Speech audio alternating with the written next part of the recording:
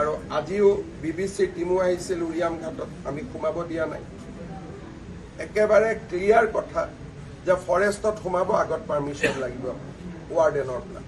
Permission নহ'লে লাগিলে BBC হওক CNN হওক, কোনো কথা নাই। গতিকে আমি অত্যন্ত সাহসেৰে এইবাৰ কাম কৰিছোঁ। আৰ পাৰ লৰাই এখন আমি লৰি আছো। এই যে মৌলবাদী শক্তিটো দেশৰ বাহিৰৰ পৰা নিয়ন্ত্ৰণ থাকে নে দেশৰ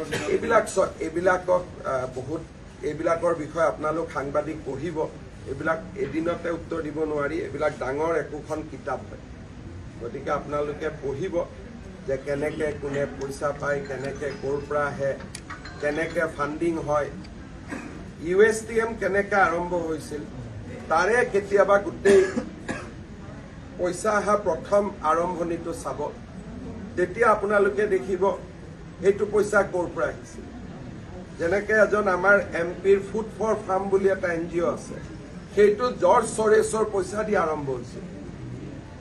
মই ডাইৰেক্ট কৈ আছো, মোৰ ওপৰত কেছ দিলেও কেছ দিওঁ। গতিকে এই কথাবিলাক অসমক লৈ নিজে ট্ৰেক কৰি আছো। আৰু আজিও BBC টিমো আহিছিল উৰিয়াম ঘাটত, আমি সোমাব দিয়া নাই। একেবাৰে ক্লিয়াৰ কথা যে ফৰেষ্টত সোমাব আগত পাৰ্মিশ্যন লাগিব ৱাৰ্ডেনৰ পৰা। পাৰ্মিশ্যন নহ'লে লাগিলে BBC হওক CNN হওক, কোনো কথা নাই। গতিকে আমি অত্যন্ত সাহসেৰে এইবাৰ কাম কৰিছোঁ। আৰ পাৰ লৰাই এখন আমি লৰি আছো। এই যে মৌলবাদী শক্তিটো দেশৰ বাহিৰৰ পৰা নিয়ন্ত্ৰণ থাকে নে দেশৰ এইবিলাকৰ বিষয়ে আপোনালোক সাংবাদিক পঢ়িব।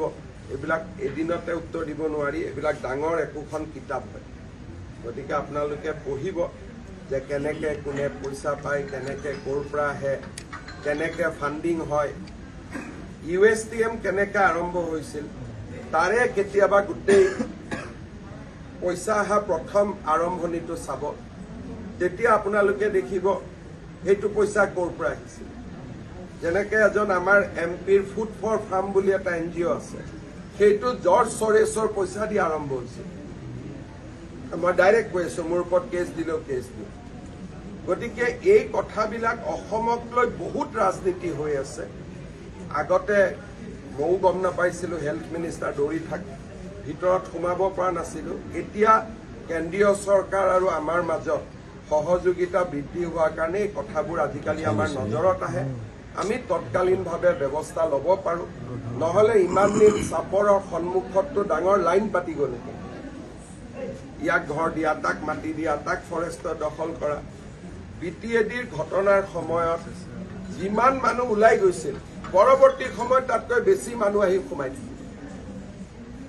এইবিলাক মানুহৰ কাৰণে এই একোটা 30,000 টকাৰ ঘৰ আনিলে, আজমলে বোলে কয় মই 3,000 ঘৰ বনাই দিম, মেহমুদ মাদানীয়ে বোলে কয় মই 6,000 ঘৰ বনাই দিম। তেওঁলোকৰ নিজৰ পইচাটো এটাও নাছিলে। পিছত গম পালে এই পইচাবিলাক বাহিৰৰ পৰা আহিছিল। গতিকে এই ঘটনাবিলাক লৈ আজি আমি যথেষ্ট সজাগ, আৰু আমি অসমত এনে